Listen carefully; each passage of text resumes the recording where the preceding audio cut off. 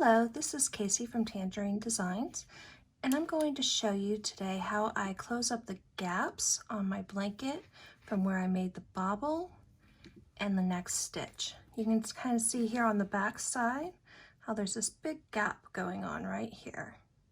To do this, I use a bobble knit two together or a bobble purl two together. I'm going to show you the bobble knit two together first. So to do this, when you get to the bobble stitch, which would be marked in your pattern, you just slip the stitch over, and then right here is the stitch on your needle. You want to pick up the stitch right below the needle from the front, and then slip these both back onto your left needle, leaving the loop above the pickup on this needle, and then just knit those two together. It's kind of closing up that gap for you, and then you knit a stitch above it. Show you that again. And this time, instead of actually moving the stitches back and forth, I'm going to show you how I actually do this in real life. What I actually do is I just move the stitch over, pick up that bar underneath or the stitch underneath. I just leave that on my right hand needle. I don't move it back.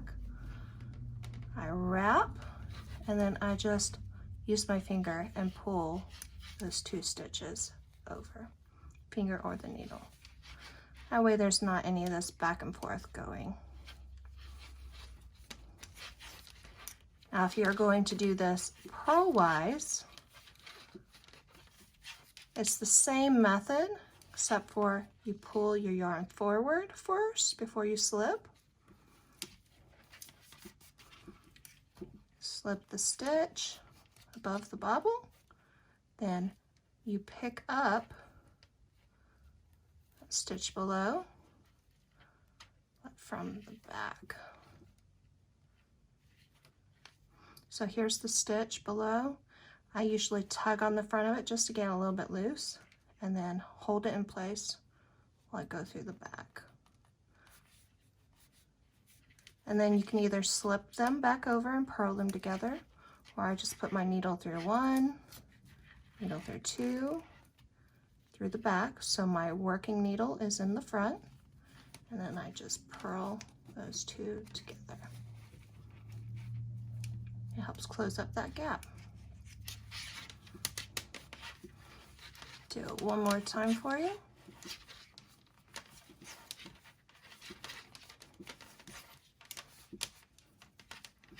Here's the bobble stitch, that big gap, and then the next stitch. Pull the yarn forward, slip, tug on the front, hold from the back. They're both on there. And here's my trick without putting the needle in. I just wrap, pull the one over, and pull the next one over with my needle, just like you're binding off. And that's how you close those gaps up.